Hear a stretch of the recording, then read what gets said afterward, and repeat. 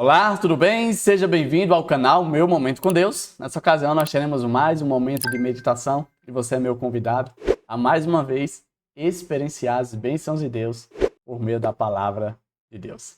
Então, antes de nós conhecermos qual será o tema de hoje e o texto bíblico ao qual nós vamos refletir, tirar algumas lições, eu quero convidar você a fazer uma oração comigo.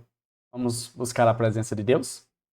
Senhor Deus, estás nos céus, muito obrigado, Pai, por mais uma oportunidade de meditar na Tua palavra. Essa palavra que todos os dias tem algo a nos revelar, algo a nos ensinar, algo a nos mostrar o Teu infinito amor por nós. E mais uma vez nós queremos ser impressionados por ela. Por isso, Pai, faz com que Teu Espírito Santo não apenas nos ensine, mas revele a Tua santa presença a cada um de nós. Perdoa, Senhor, os nossos pecados. Fica conosco. É isso que nós te pedimos, em nome de Jesus Cristo. Amém. Pois muito bem, o tema de nossa meditação hoje é O Noivo Voltará. Oh, que alegria, o noivo voltará. Eu quero convidar você a abrir a sua Bíblia aí no Evangelho de João, capítulo 14. Nós vamos ler aqui o versículo 2. Diz assim, é um verso bastante conhecido. Na casa de meu pai há muitas moradas. Se assim não for, eu vou-lo teria dito, pois vou preparar-vos lugar. Esse texto, como eu mencionei, é um texto muito emblemático, muito conhecido, né? É o texto em que narra a promessa que Jesus fez aos seus discípulos e que é uma promessa que se estende a mim e a você hoje. Só que vamos refletir em alguns pontos interessantes. Primeiro, em que ocasião Jesus proferiu tais palavras? Se a gente for analisar o contexto, a gente vai perceber que foi logo após a ceia do Senhor. Aí surge logo outra pergunta. Como foi essa ceia? Você há de confirmar comigo que a ceia se passava ali no período da cerimônia da Páscoa. E a Páscoa para os israelitas era um dia bastante festivo, pois eles traziam à memória a libertação do Egito, a libertação do cativeiro, do escravo, do tempo de escravidão. Ou seja, era um momento de alegria. Porém, nesse dia, nessa cerimônia, não foi o caso para os discípulos. Lembra quais foram as palavras que Jesus falou para eles? Jesus disse que aquela seria a última ceia. Seria o último momento que Jesus estaria com eles. Que Jesus, logo após aquele dali, seria traído, que Jesus seria entregue, que Jesus iria sofrer, que Jesus iria morrer crucificado. Ou seja, provavelmente não era aquilo que os discípulos esperavam. Porque antes da cerimônia da Páscoa, antes de tudo aquilo acontecer, os discípulos prepararam a entrada triunfal. E na ocasião, eles achavam que Jesus iria se autoproclamar rei. Iria ali tomar o governo romano, iria expulsar Herodes, quem sabe até mesmo os líderes hipócritas, né, que estavam no templo, ou seja, queria fazer uma revolução. Mas após a entrada triunfal, as coisas não saíram como eles esperavam. E aí nós chegamos ao tal momento em que Jesus faz essa promessa. Aí você deve estar se perguntando, Davi, e o que isso tudo tem a ver com o tema de hoje? O noivo voltará. Sabe, quando a gente medita na cultura oriental, a gente consegue entender um pouco mais. Sabe por quê? Porque primeiro, para o nosso lado, aqui no Ocidente, na nossa cultura, as coisas não são como eram nos tempos bíblicos. Primeiro, do nosso lado, quem espera na cerimônia de casamento é o noivo, e não a noiva.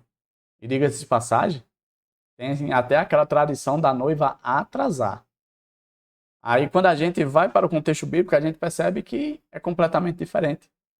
O noivo era quem ia ao encontro da noiva, porque a noiva era quem ficava esperando. O interessante, dentro da cerimônia de casamento, da cultura oriental, é que antes da realização das bodas, ou seja, do casamento, o noivo antes tinha que fazer um contrato, um acordo. O noivo antes tinha que pagar o dote da sua amada. Algumas pessoas até, de forma equivocada, entendem mal essa situação, essa cultura. Porque pensam que o pai está ali comercializando a filha está tratando como um produto, como uma mercadoria. E bem, na verdade, não é isso. Da mesma forma que no Ocidente os pais amam suas filhas, no Oriente também os pais amam suas filhas. E esse dote nada mais é do que um símbolo do apreço que um noivo tem para com a sua filha.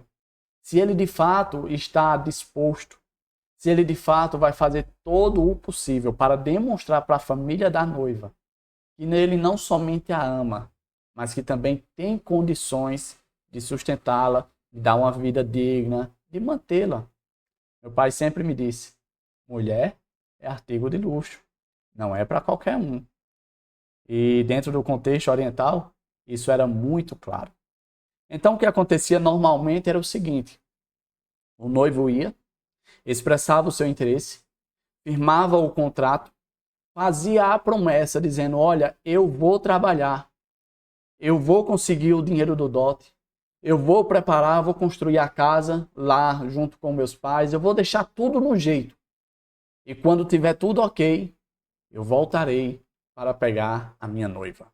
Eu voltarei para demonstrar que eu de fato a quero para o resto da minha vida.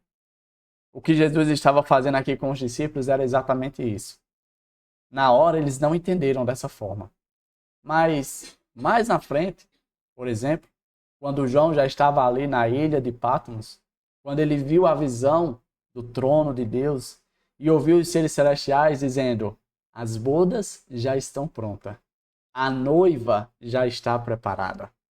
Ali João entendeu que as palavras que Jesus disse naquele dia se tratava exatamente disso.